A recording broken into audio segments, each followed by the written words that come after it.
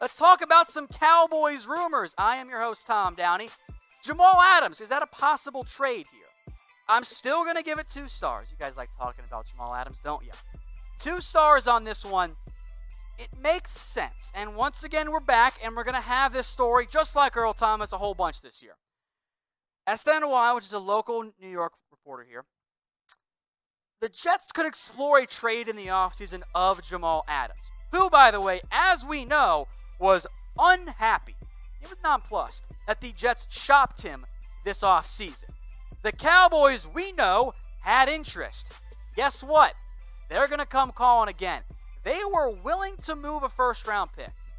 I don't really think that's changed so far. So it's still 2 stars, but reminder, the Jets can make this all go away by paying him. It's all they got to do. You do that, and they should do that. And the story dies down at least until it's another Odell Beckham thing and it never actually goes away. Adams this year, when he's been out there, he's kind of banged up right now, has been incredible. He not only is their best player, he is their best secondary option and their best pass rusher. You don't normally find those guys. He is not a free safety. He is best in the box. Adams makes that happen. Now, I'm sure I see you guys already in the comments saying, hey, what about this trade offer? Bleacher Report threw one together. Doesn't make sense. Just to be honest.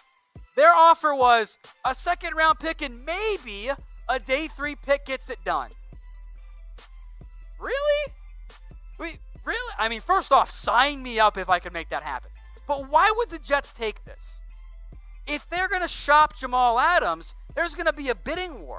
Teams like the Cowboys, the Ravens had interest, by the way. They're all going to come in and say, yeah, can we get Jamal Adams? Like, it's not going to happen here. So you got to offer more than a 2nd-round pick. And you're right, John, the Jets don't do that. The Cowboys have already offered more for him. Like, they offered a 2020 first and a then healthy Anthony Brown at cornerback. So the Cowboys, the offer they know starts with a 1st-round pick. Maybe they make the playoffs, they get pick 21 or whatever. I'd trade that for Adams. Heck, I'd probably throw in another draft pick if it gets it done. Because I think Adams is better than any guy you're going to find where you're probably going to be drafted. So let me know in the comments. What would you guys trade for Jamal Adams? You don't have to, if you don't want to offer enough, that's okay too. Just remember, you're probably not going to end up getting him. So keep that in mind. Let me know in the comments, what would you guys trade for Jamal Adams? I agree, Randy. Probably takes a 1st and maybe a 2nd rounder to get that deal done. Now, today's show, we got a deal for you guys.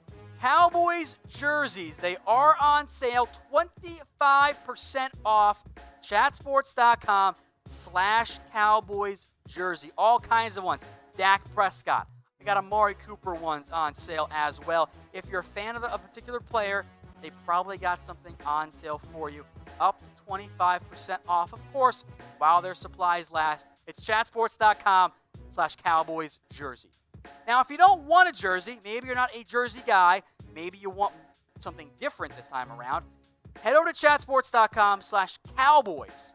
There is all kinds of gear on sale. Hoodies, t-shirts, hats, shoes, pretty much anything you wear. Heck, this t-shirt, Fanatics. Chatsports.com/Cowboys, up to 50% off. All right, as voted on by you guys on our live show, Troy Aikman as the Cowboys GM in his feud with Jerry.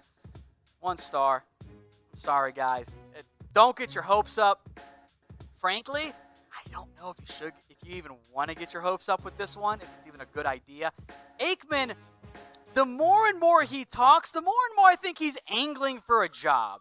Like, every time that I see Aikman in the headline, it's about a GM role. And I feel like Aikman has decided he wants to be a GM somewhere or be in a front office. And he's now let his buddies in the media kind of leak it out there. Kind of do it with Ed Warner as well. He has expressed interest, but he's also aware probably not going to happen with the Dallas Cowboys. A, he doesn't think Jerry's going to hire a general manager. which is probably accurate, except for the fact that they kind of have a GM. Like, Will McClay fills that role. If the Cowboys were blowing it up and wanted to reset everything in the front office and the coaching staff, I would be on board with Aikman. But unless we think the Cowboys are among the NFL's worst drafters, they're not. Why would we want to get rid of Will McClay? I am very surprised, and I'm not going to stand for it, by the way. The amount of articles that have been written by the Dallas Morning News, the Fort Worth Star-Telegram, everybody out there who is saying, oh, the Cowboys don't have a real GM, hire Aikman. That's Will McClay. It's really weird to me that we go, when the Cowboys are doing well, we give McClay credit.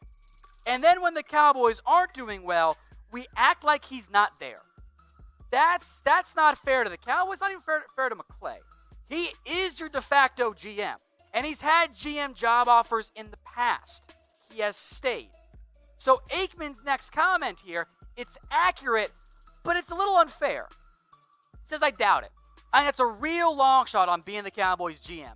I believe it's unlikely that Jerry will ever bring somebody in that can help this football team in that regard because he's real stubborn and steadfast. He's the one in charge. I don't agree with that statement. Yes, Jerry Jones is the decider. He gets to make the final decisions on everything. But they have Will McClay, they have Stephen Jones. In reality, Jerry Jones has given a lot of power to McClay and Stephen. Now, should they have more power? I'm open to that discussion. Want to know how I know Jerry's not truly in charge? Because Johnny Manziel wasn't drafted. If Jerry truly only made the decisions by himself, Johnny Manziel would have been on this team. He would have sucked too. It's not the route it goes. Now, I am open to the idea, and I actually like this idea a lot, of bringing Aikman in some regard. There's another comment here from Aikman on this exact discussion. Would he ask me to come in to be a part of it? I think it'd be a real leap of faith. I don't see it happening at any point, no matter who's in charge out there. Also, the more that Aikman takes shots at Jerry, less likely it is. But if Aikman wants to come in a non-GM, non-VP of player personnel capacity, I like that idea. Because I don't want to hire somebody into one of the most important roles within the organization with no experience. There have been players who have done it. Ozzie Newsome was awesome. Matt Millen sucked. John Elway, up and down. John Lynch, I think too early to tell. I think Aikman would be closer to the Elways and the Newsomes than he would be the Matt Millen. But what if I bring him in, not as GM right away? I don't think he should be the Cowboys GM right away. I don't think that's a great idea. I know he's around football, but he's never done it before. He's never been in a front office. That's an unnecessary risk for a team that I don't think is that far away from competing truly back at the playoff level and even Super Bowl level. So I vote no here. However, if you want to bring him in, and if he's willing to do this, to come in as a assistant to Will McClay or as a guy in the organization that has some voice and some power, I like that idea. But purely as the GM, I say no. Now, earlier this week, we asked you guys, first 10 people who followed my buddy at All Things Mavs on Twitter, we promised you guys a shout out. I got you covered. So, Tolnace, Blake Harville, Blake Gunther 30, Blake H. A lot of Blakes here. That's very strange how that ended up happening, by the way. Super the Alien Guy, you guys followed him. Thank you very much. And the final 5 to do it, this is in no particular order, by the way.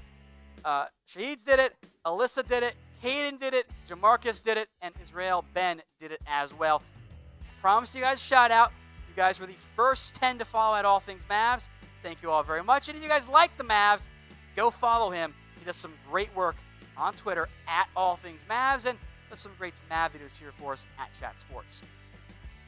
The last rumor then, the Leighton Vander Esch injury fear. Should we be concerned? 4 stars. I don't feel comfortable and I don't feel right the longer this goes on. I am concerned now. Vander Esch is still out with that neck injury. That's a pretty giant red flag, I believe, for his future. And there has been no progress on this. He's missed 3 games. It's about to be his 4th.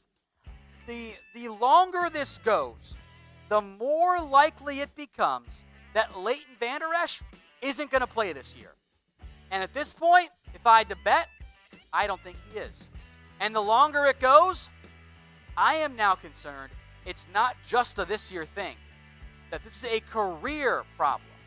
And maybe it cuts his career short or even ends it before it really gets started. Now, where the Cowboys sit right now, look, they miss LV. He was not the same guy this year. He wasn't. Jalen has not been the same guy either. Maybe they miss each other. Lee's missing that tackles left and right. He's also a bit banged up right now. Maybe Luke Gifford gets some more reps down the stretch, who is more of a backup. So I am concerned here about Leighton Vander Esch. And especially because, as some of you pointed out in the comments, it's not the first time we've heard neck issues with Leighton Vander Esch. There were the reports of that pre-draft. Vander Esch's camp said, no, he's fine. There was a report this year that said, oh, no, he didn't have the neck injury in college, which did. Kind of weird that we're trying to brush it all under the rug. The Cowboys weren't concerned about it. But there was at least something that popped up. At the time, it didn't seem like it was as bad as some maybe thought, but there was a red flag on the scouting report. Vander Esch neck, that was a thing. Earlier this year, had some bouts with vertigo. And I think it's all connected. I am very concerned about the neck. As Anthony Marissa says in the comments, do you really need one? Sometimes, yes. Maybe not when your shoulders are that huge if you're LVE. But yeah, you need a neck. And right now, and this is the worst part, there's nothing to do. All we can do is hope. So what's your panic level at right now with Vander Esch? You guys know me. I don't want to freak anybody out. I tend to go more in the 4, the 5s, the 6s.